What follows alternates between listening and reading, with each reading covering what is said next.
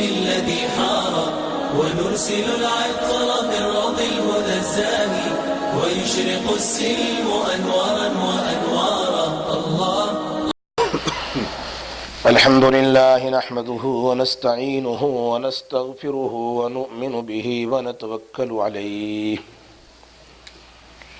ونعوذ بالله من شرور أنفسنا ومن سيئات أعمالنا ونعوذ بالله من شرور أنفسنا ومن سيئات أعمالنا من يهده الله فلا مضل له ومن يضلله فلا هادي له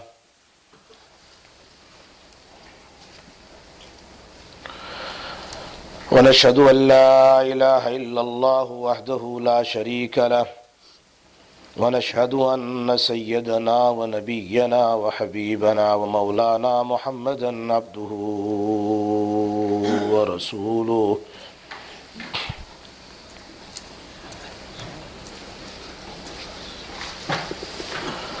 أما بعد فأعوذ بالله من الشيطان الرجيم بسم الله الرحمن الرحيم.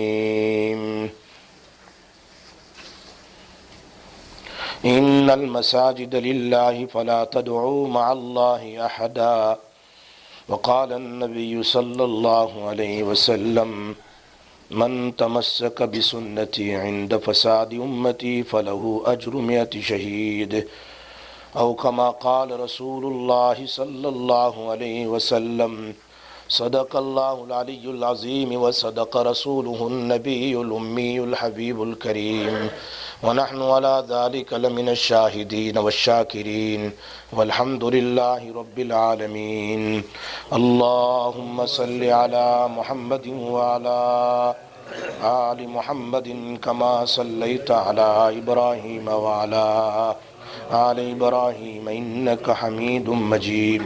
اللهم بارك على محمد وعلى آل محمد كما باركت على إبراهيم وعلى آل إبراهيم إنك حميد مجيد.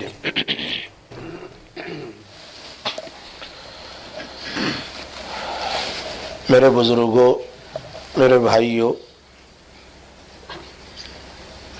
نبی اکرم صلی اللہ علیہ وسلم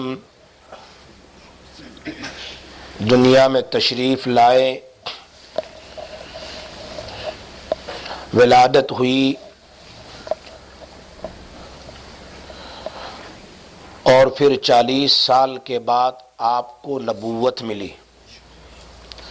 اسی لیے آپ دونوں زندگی کو اس طرح بیان فرماتے تھے، انا ابن عبداللہ انا محمد الرسول اللہ. میں عبداللہ کا بیٹا ہوں اور 40 سال کے بعد عبداللہ کے بیٹے کے ساتھ محمد الرسول اللہ بھی ہوں. دو چیز، جسمانی اعتبار سے آپ پیدا ہوئے ماں آمینہ کے بطن اور پیٹ سے، اور اس سے پہلے کے کئی ہزار واقعات ہیں آپ صلی اللہ علیہ وسلم کی بشارت کے. نبی اکرم صلی اللہ علیہ وسلم کے دنیا میں تشریف لانے کے 55 دن پہلے کا واقعہ ابرہا کا واقعہ ہے، سب سے بڑا واقعہ. اللہ پاک نے اسی پر علم تر کیف فعل ربک باصحاب الفیل اللہ نے اتاری ہے. ابرہا نے کعبہ بنایا تھا یمن میں، جیسے آج بھی بناتے ہیں لوگ. دنیا میں لوگ 10-50 کعبہ بنا دے، اس کعبہ سے کچھ نہیں ہوتا جب تک کہ اللہ کی نسبت اس گھر کے ساتھ نہیں ہوتی ہے. مکۃ المکرمہ کا گھر کعبہ کچا جی، لیکن اس میں اللہ کی نسبت ہے. ان اول بیت وضع للناس للذی ببکہ. ہزاروں کعبے بنا دو، فائدہ کچھ نہیں ہے. جب اس نے کعبہ بنایا، چونکہ مکہ کے لوگ قریش غریب تھے، تو اس حساب سے انہوں نے مکان بنایا اللہ کا. اور ابرہہ بادشاہ تھا، اس نے اپنی بادشاہی کے اعتبار سے مکان بنایا کعبہ کا اچھے والا، اور اس کی نیت یہ تھی کہ اس مکہ کے مکان پر، کعبہ پر کوئی نہ جائے، سارے ادھر ہی آ جائیں. لیکن جس کے دل میں اگرچہ اتنی محبت نہیں ہے، پھر بھی اللہ کے گھر کی محبت کی طرف میں وہ کہاں برداشت کر سکتے تھے کہ اس گھر کے مقابلے میں کوئی دوسرا گھر بنائے. ایک آدمی اٹھا عرب کا، اس نے جا کر ابرہہ کے کعبے میں جا کر استنجا کر دیا. مفسرین نے لکھا برداشت نہیں کر سکتے تھے، استنجا کر دیا. اور ابرہہ بادشاہ کو آیا غصہ، اور یمن سے غصے میں اپنا لشکر لے کر چلا، اور ہاتھی والا لشکر جس کو اصحاب الفیل کہا جاتا ہے، اور عربوں نے اس وقت ہاتھی دیکھے تک نہیں تھے. اونٹ والے تو تھے عرب لوگ، ایلیفن والے نہیں تھے. اور یہ بڑے بڑے ہاتھی لے کر آئے، بڑے موٹے، اور ہاتھی آپ کو پتا ہے لے کر آئے کہ ہاتھی کے اوپر جائیں گے سارے اور کعبہ کو توڑ دیں گے. اس نیت سے آئے، اور مکۃ المکرمہ سے، کعبہ سے قریب کچھ جگہ پر یہ لوگ ٹھہر گئے. کہا یہاں ٹھہر جاؤ، صبح اٹیک کریں گے، کعبہ کو گرا دیں گے. یہ واقعہ کچھ ہی دن پہلے پیش آیا اللہ کے حبیب کی پیدائش کے. اللہ اکبر. عبد المطلب جو بہت ہی ذی وجیہ تھے، خوبصورت تھے، کون ہے؟ نبی اکرم صلی اللہ علیہ وسلم کے دادا ہے. ان کو پتا چلا تو چونکہ جیسے ہی مکہ کے قریب ابرہہ اپنے لشکر کے ساتھ آیا، اس نے جتنے بھی اونٹ اور بکریاں تھی جنگلوں میں چل رہی تھی، عبد المطلب اور دوسرے ساتھیوں کی، اس پر کنٹرول کر لیا. آج بھی ایسا ہی ہوتا ہے، پہلے کسی چیز پر کنٹرول کر لو پھر حملہ کرو. کنٹرول کر لیا. اب عبد المطلب صبح صبح وہاں پہنچے، اور ابرہہ نے دیکھا، ابرہہ بیٹھا ہوا تھا، اس نے دیکھا بہت ہی لمبا آدمی، خوبصورت ہے. ان کی خوبصورتی کا رعب ابرہہ پر پڑا کہ خود کھڑا ہو گیا اور کہا اپنے پاس بٹھایا. بات چیت کرتے کیسے آنے ہوا؟ وہ سمجھا کعبہ کے بارے میں کوئی ڈیل کرنے کے لیے آئے، بات چیت کا کعبہ کا پوچھنے کے لیے آئے ہو، ہم دور سے آئے. کہا میرا کعبہ سے کوئی تعلق نہیں، میں اس کا مالک نہیں ہوں، میں تو اپنی بکریاں اور اونٹ لینے کے لیے آیا ہوں. کعبہ کا مالک تو اوپر والا ہے، وہ جانے اس کا گھر جانے. چونکہ ان کے سامنے مقابلہ کون کر سکتے تھے. تو اور غصہ آیا اس کو کہ کعبہ کے بارے میں بات چیت کرنا چاہیے تھا، وجہ اپنی بکری کی فکر ہے، اپنے اونٹوں کی فکر ہے.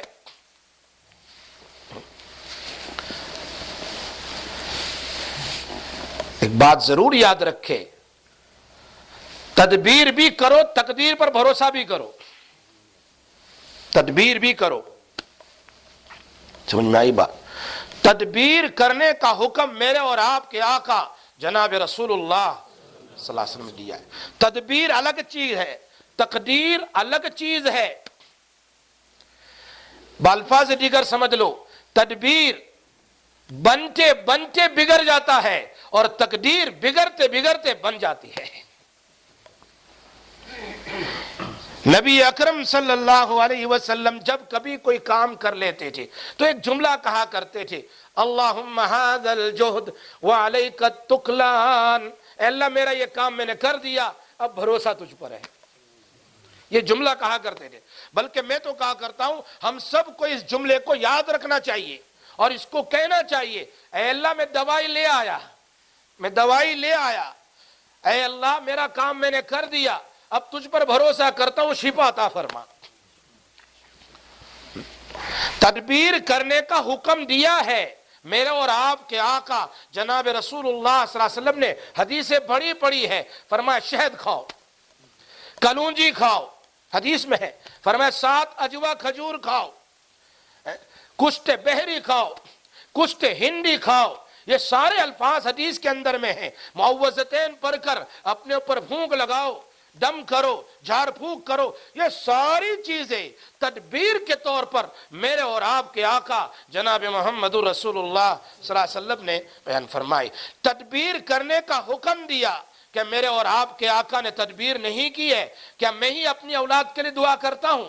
میں ہی اپنی فیملی کے لیے دعا کرتا ہوں؟ میں ہی اپنی دکان کے لیے؟ میرے اور آپ کے آقا جناب رسول اللہ صلی اللہ علیہ وسلم اپنے لیے بھی دعا فرماتے تھے، اپنے نواسوں کے لیے، اپنی اولاد کے لیے، اپنی بیویوں کے لیے، اپنے صحابہ کے لیے، سب کے لیے دعا فرماتے تھے۔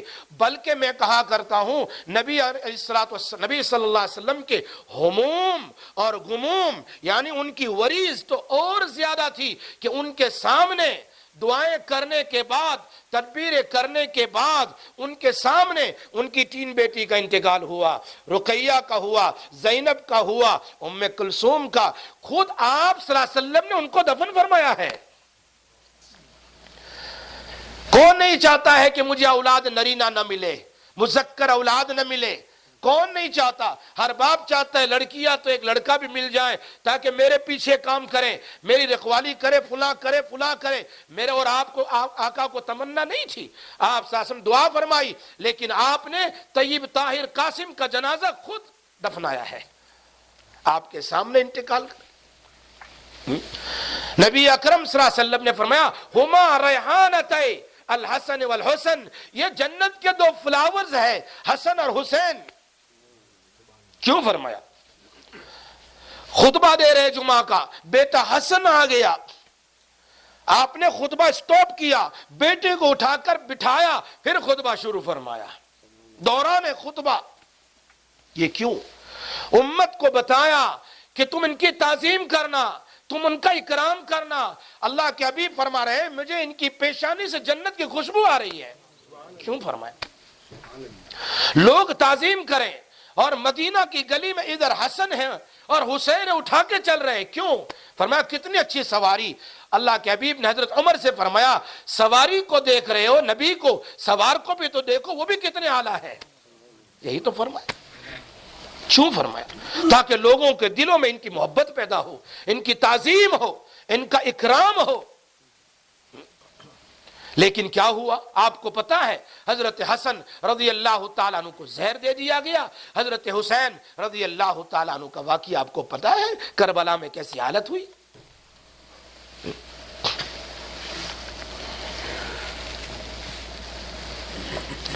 تدبیر نبی اکرم صلی اللہ علیہ وسلم نے اختیار کی، اور جب پریشانی آئی، یاد رکھو تقدیر پر بھروسہ ہے، تدبیر میں گڑبڑ ہونے سے شکوہ اور شکایت نہیں، پھر تقدیر پر بھروسہ ہے، رضا بالقضاء ہے، اللہ تیری مرضی تھی، یہ اصل ہے، تیری مرضی،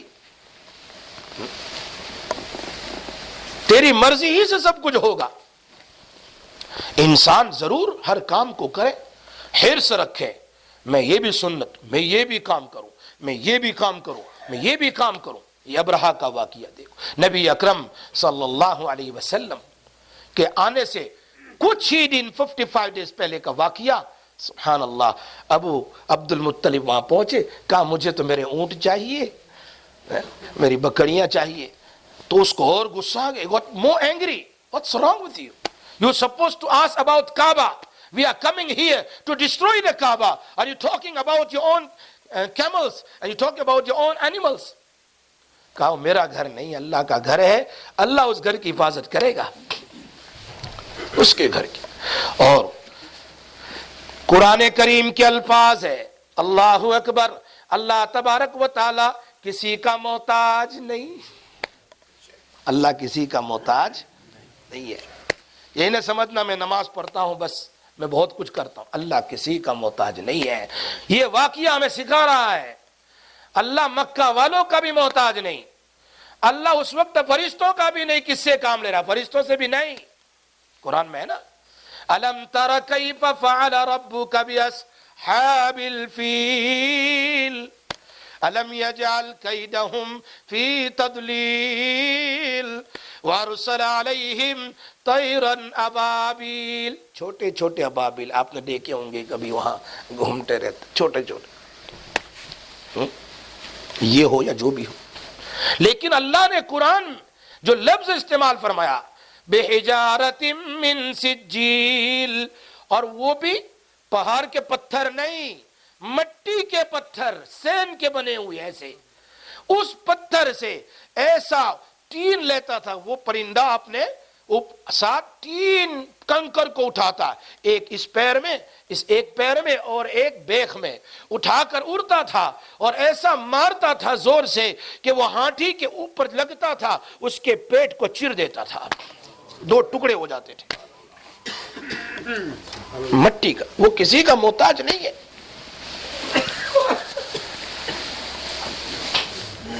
इसलिए कहा करता हूं हालात आएंगे, लेकिन हालात में हालात को लेकर नहीं बैठे रहना है, हालात के बाद हमें अल्लाह की तरफ मुतवज्जे होना है। मेरे और आपके आका जनाब रसूलुल्लाह सल्लल्लाहु अलैहि वसल्लम पर कितने हालात आए, कितने हालात आए। आपके दुनिया में तशरीफ लाने से पहले ही आपके वालिद को दुनिया से उठा लिया, दुनिया में तशरीफ लाए 6 साल की उम्र में वालिदा को उठा लिया, मदर पास अवे, और फिर उसके बाद दादा का इंतकाल हुआ, फिर चचा का इंतकाल हुआ, और फिर नबूवत के बाद सबसे बड़ी आपकी रफीक हयात खदीजतुल कुबरा का इंतकाल हुआ, और फिर आपको मजबूर किया गया वहां से निकलने पर, छोड़ने पर। ऐसे हालात और किसी पर नहीं आए जो हालात मेरे और आपके आका जनाब रसूलुल्लाह सल्लल्लाहु अलैहि वसल्लम पर आए। लेकिन ऐसे हालात में आपने रुजू इल्लाह किया है। हम लोग क्या करते हैं, हमारा भरोसा सिर्फ तदबीर पर है, बस मेरी दुकान उससे सब कुछ होगा, मेरा माल उससे सब कुछ होगा, मेरा जॉब उससे सब कुछ होगा, फुला फुला उससे सब कुछ होगा। लेकिन अल्लाह की तरफ मुतवज्जे होने की हम कोशिश नहीं करते हैं कभी। अगर कर लिया तो वो भी नाम की, जैसी चाहिए वैसी नहीं है। मैं जमात में जाऊंगा तो फिर मेरी दुकान का क्या होगा, मेरे चिल्ले का क्या होगा, फुला का क्या होगा, फुला का क्या, मेरे बेटे का क्या होगा। मेरे इंतकाल, मेरे पैदा होने से पहले कैसा था, मेरे इंतकाल के बाद क्या होगा वो नहीं सोचते लोग। मेरे मरने के बाद मेरी दुकान का क्या होगा, मेरे मरने के बाद मेरे घर का क्या होगा, मेरी फैमिली का क्या, वो सोचता। मरने के बाद तो जो कुछ होना होना ही है। तो फिर आखिरत की फिक्र इंसान क्यों नहीं करता, मरने की फिक्र क्यों नहीं करता कि मैं कुछ अल्लाह को राजी कर जाऊं, मैं कुछ अल्लाह को राजी कर जाऊं। हिर्स क्यों पैदा नहीं करता। हमारे हजरत मुफ्ती शफी साहब रहमतुल्लाह अलैह ने एक बात लिखी है बहुत अजीब, फरमाया अब्दुल्ला इब्न मुबारक रहमतुल्लाह अलैह जब इनका इंतकाल हुआ तो इनके बहुत बड़े स्टूडेंट और शागिर्द ने ख्वाब में देखा, पूछा हजरत अब्दुल्ला इब्न मुबारक बहुत बड़े शागिर्द हैं इमाम आजम इमाम अबू हनीफा रहमतुल्लाह अलैह के, बहुत बड़े शागिर्द, कई हजारों लाखों हदीस लिखी, बड़े मुहद्दिस थे, बुखारी में इनका जिक्र है। लेकिन जब इनका इंतकाल हुआ तो शागिर्द ने पूछा हजरत क्या हुआ, फरमाया अल्लाह पाक ने मेरी मगफिरत कर दी है, लेकिन एक बात का मुझे बड़ा सदमा है कि मेरे सामने वाले मकान में एक लोहार, लोहार को क्या कहते हैं, जो लोहे का काम, आयन का काम करता है, वो सामने रहता है, उसका दर्जा मुझसे आगे हो गया। ये फुला जगह रहता है, मेरी मोहल्ले में रहता था और उसका दर्जा मुझसे भी आगे है। मुफ्ती शफी साहब ने इस बात को लिखा। अल्लाह अकबर। देखने वाला, ख्वाब देखने वाला सुबह उठकर उस मोहल्ले में गया, सफर करके जाकर पूछा यहां कोई लोहार रहता था, तो कहा हां फुला घर में, उसका भी कुछ ही दिन पहले इंतकाल हुआ। He just passed away within few days before. इनका इंतकाल हो गया है। अच्छा, उसके मकान पर जाकर दरवाजा खटखटाया और उसकी बीवी ने दरवाजा खोला और फिर बाहर से सवाल किया तुम्हारे शौहर का कौन सा ऐसा अमल था कि मैंने ख्वाब में इस तरह सुना है कि बहुत आगे ऊपर दर्जे में है। कहा मुझे तो कोई ऐसा खास अमल का पता नहीं है, लेकिन 2 काम वो जरूर किया करते थे रोजाना। فرمایا کون سا؟ فرمایا وہ آئن جو بلیک سمتھ ہوتے ہیں، آئن کٹنے کا کام کرتے تھے، آئن سے سب کچھ بناتے تھے. جب وہ آئن سے کام کرتے تھے، اذان کی آواز ہوتی تھی اور اپنے ہاتھ میں ہوتا تھا، اگر نیچے ہے تو چھوڑ دیتے تھے، اگر اٹھایا ہے تو پیچھے ڈال کر اسی کام کو چھوڑ کر سیدھے مسجد کی طرف نماز کے لیے چلے جاتے تھے. ایک کام تو یہ کرتے تھے. نہیں آئے 10 کسٹمر پہلے پورا کر لوں، بعد میں چلوں گا. ہم کیا کرتے؟ 10 کسٹمر پھر نہیں آئیں گے. ایسا روزی کا مالک اللہ ہے. تدبیر تو کرنا ہے، یہ اللہ کے حبیب نے فرمایا تدبیر کرو. کوئی گھر بیٹھے منو سلوا آنے والا نہیں ہے.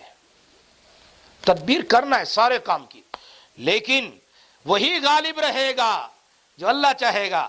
وَمَا تَشَاءُونَ إِلَّا أَن يَشَاءَ اللَّهُ. وہ لوگ بھی چاہتے ہیں لیکن اللہ بھی چاہتا ہے، لیکن اللہ کا چاہا ہوا ہی غالب رہے گا. تم بھی تدبیر کرو، اللہ بھی کرتا ہے لیکن اللہ کی تدبیر غالب ہے. ایک کام تو یہ کیا کرتا تھا نماز کا پابند، یہی کام میرے اور آپ کے آقا جناب محمد رسول اللہ صلی اللہ علیہ وسلم کا تھا. حضرت ام المومنین عائشہ فرماتی رضی اللہ تعالیٰ، she says whenever Prophet صلی اللہ علیہ وسلم was listening اذان، مجھے ایسا لگتا تھا کہ ہم دونوں اجنبی ہیں، جہاں وہ مجھے پہچانتے ہی نہیں ہیں، قوم کا چھوڑ کر سیدھے مسجد میں تشریف لے جاتے تھے. ایسا نہیں یار ابھی 10 منٹ باقی ہے، ابھی 15 منٹ باقی ہے، ابھی آدھا گھنٹہ باقی، بھی نہیں، بعد میں فکر. اسی لیے بخاری شریف میں ہے کہ بندہ دکان میں کام کرتا ہے، تھوڑی تھوڑی دیر میں نماز کا ٹائم دیکھتا ہے کہیں میری نماز نہ چلی جائے. میرے اور آپ کے آقا جناب رسول اللہ صلی اللہ علیہ وسلم فرمایا قیامت کے دن اس کو عرش کے نیچے جگہ نصیب کروں گا. بخاری شریف، عرش کے سائے میں جگہ نصیب. دوسرا کام اس لوہار کا یہ تھا کہ جب کبھی وہ شام میں کام کاج دکان بند کر کے گھر پر آتا تھا تو پھر عبداللہ ابن مبارک رحمت اللہ علیہ کو دیکھتا تھا چھت پر اندھیرے میں نماز پڑھ رہے ہیں، کبھی اوابین میں لگے ہیں، اور کبھی رات میں یہ دیر سے آتا میں دیکھتا تھا کبھی تہجد میں لگے ہوئے ہیں. اللہ اکبر. اس کو دیکھ کر یہ تمنا کیا کرتا تھا یا اللہ کاش کہ میرے پاس بھی اتنی فرصت ہوتی، اتنی ٹائم ہوتا، فرصت ہوتی، اے اللہ میں بھی ایسے ہی نماز پڑھا کرتا تھا. دل کی بات کو اللہ جانتا ہے، دل کی بات کو اللہ جانتا. حرص رکھنا چاہیے، تمنا کرنی چاہیے. ہاں یہ حدیث سے ثابت ہے، نبی اکرم صلی اللہ علیہ وسلم کے پاس صحابہ آئے اور فرمایا یا رسول اللہ صلی اللہ علیہ وسلم فلاں صحابہ مالدار ہے، وہ نماز بھی پڑھتے ہیں، روزہ بھی رکھتے ہیں، پلس زکوٰۃ بھی دیتے ہیں اور عمرہ اور حج بھی کرتے ہیں، ہمارے پاس مال نہیں، ہم نماز تو پڑھتے ہیں، روزہ تو رکھتے ہیں، لیکن we don't have wealth so we cannot go to perform عمرہ and Hajj and we cannot give the charity. یا رسول اللہ صلی اللہ علیہ وسلم وہ ہم سے آگے بڑھ رہے ہیں، ہم سے آگے بڑھ رہے ہیں، کوئی ایسا عمل بتا ہم بھی ان سے آگے بڑھ جائیں. سوال بھی کیسا ہے دیکھ، حرص ہے، حرص. صحیح حدیث ترمذی شریف میں حسن صحیح ہے. یہ کیا کبھی سوچا وہ آگے بڑھ رہے ہیں میں کیوں نہ بڑھوں؟ وہ تمنا ہے. اللہ اچھے کام کی تمنا. ایسا نہیں ہو سکتا 10 لیا تو میں بھی 10 مکان لے لوں، ہے نا، فلاں نے فلاں میں بھی کر لوں. لیکن دین کے بارے میں کوئی تمنا نہیں. اس نے 1 قرآن ختم کیا میں 2 کر لوں، اس نے 4 کیا میں 5 کر لوں. وہ تہجد پڑھ رہا ہے میں کم سے کم عشاء کے بعد ہی تو پڑھ لوں، نہ اٹھ سکوں تو کچھ تو تمنا کریں. اللہ کے حبیب صلی اللہ علیہ وسلم فرمایا ٹھیک ہے ہر نماز کے بعد سبحان اللہ 33 بار، الحمدللہ 33 بار، اللہ اکبر 34 بار، لا الہ الا اللہ 33 بار پڑھ کر تم اللہ سے دعا کرو، اللہ تمہیں ان کی چیریٹی اور حج جیسا عمل نصیب فرمائیں گے. حرص آدمی کرے تو اللہ دینے کے لیے. فرمایا یہ کیا کام کرتے تھے؟ وہ تمنا کرتے تھے کہ مجھے بھی اتنی فرصت مل جائے تو میں بھی ایسی نمازیں پڑھوں. ان دونوں کام کی وجہ سے عبداللہ ابن مبارک فرماتے میں نے دیکھا وہ مجھ سے آگے درجے پر ہے. کہاں وہ بڑے آدمی ہیں.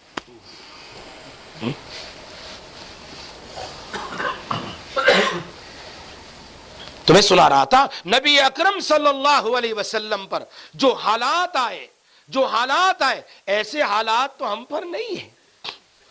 جو حالات ابوبکر صدیق، عمر فاروق، حضرت عثمان، حضرت علی، میں تو کہا کرتا ہوں حضرت عثمان رضی اللہ تعالیٰ عنہ پر جو حالات آئے ہیں مدینہ المنورہ میں، آسمان گر جانا یہ ہلکا ہے. میرے عثمان پر حالات جو آئے اس سے ایسے حالات آئے، ایسے حالات، اور وہ بھی مدینہ المنورہ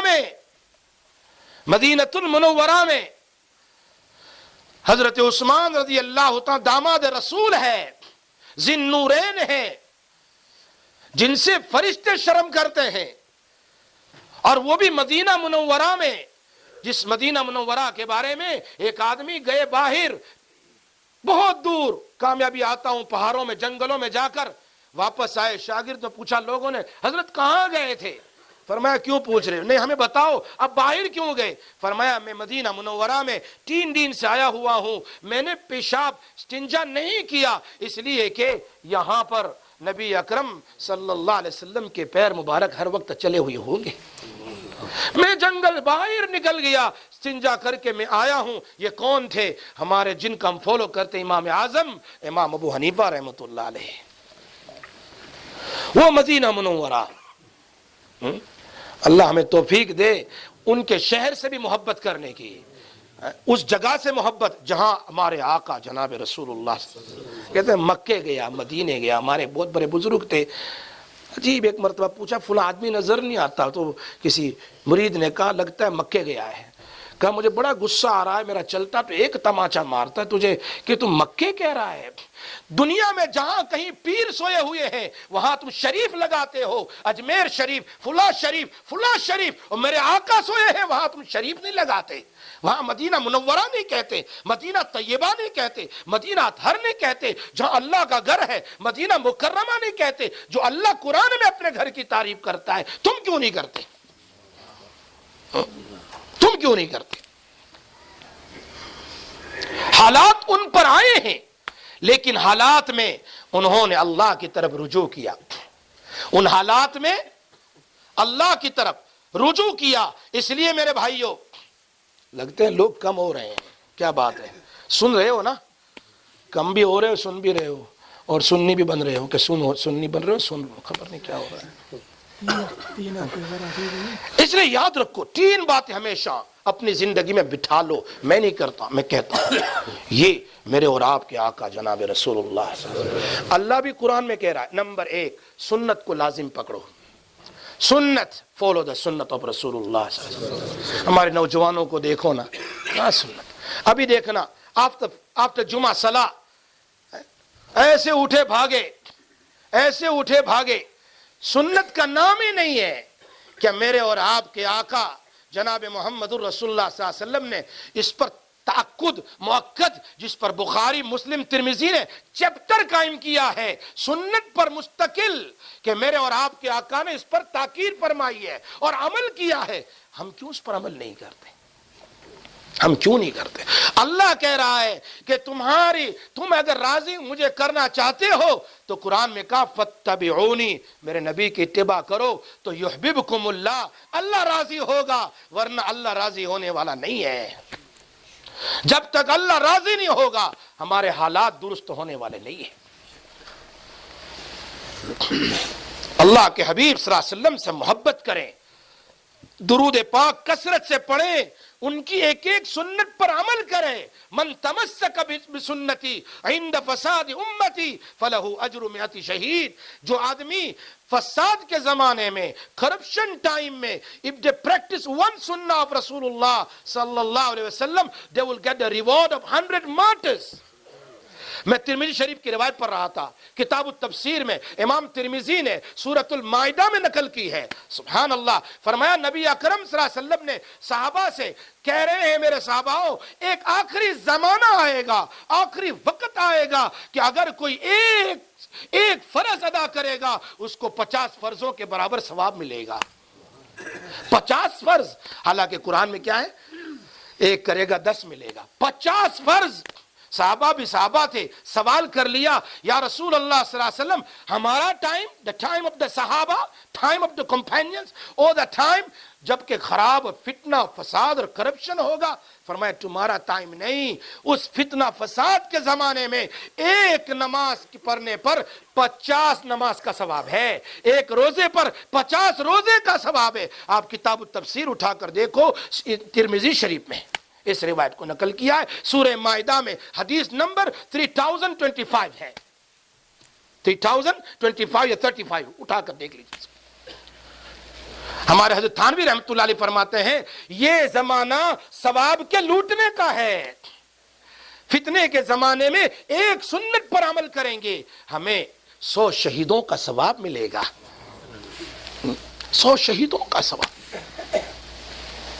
اس لیے ایک کام تو یہ کرے. یہ بہت لمبا موضوع ہے، سنت کیا کیا ملتا ہے سنت پر، سنت کی کیا کیا فضائل ہے، میرے آقا کون ہے جن کی سنت پر چلنے کا حکم دیا، ایک مستقل چیپٹر ہے. دوسرا استغفار کرو، دوسرا استغفار کرو. قرآن کریم بڑا پڑا ہے. من لزم الاستغفار، میرے آقا نے فرمایا من کل ضیق مخرجا ومن کل فرج ہما وَيَرْزُقُهُ مِنْ حَيْثُ لَا يَحْتَسِبُ. استغفار کرو گے تو کیا ملے گا؟ فرمایا ہر پریشانی اللہ آسان کر دیں گے، ہر غموم وریز ڈپریشن اللہ دور کر دے گا، اور انسن پتہ بھی نہیں کہاں سے روزی آئی، اللہ غیب سے روزی عطا فرمائے گا استغفار کے اوپر.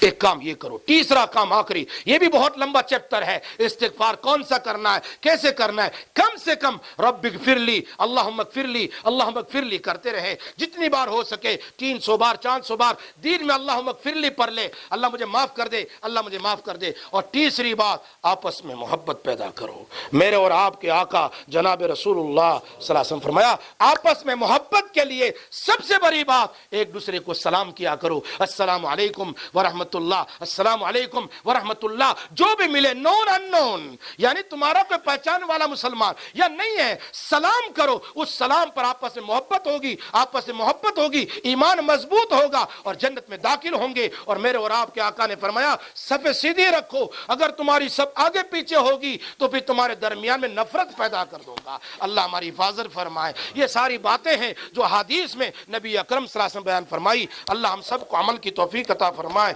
واخر دعوانا ان الحمد للہ رب العالمین.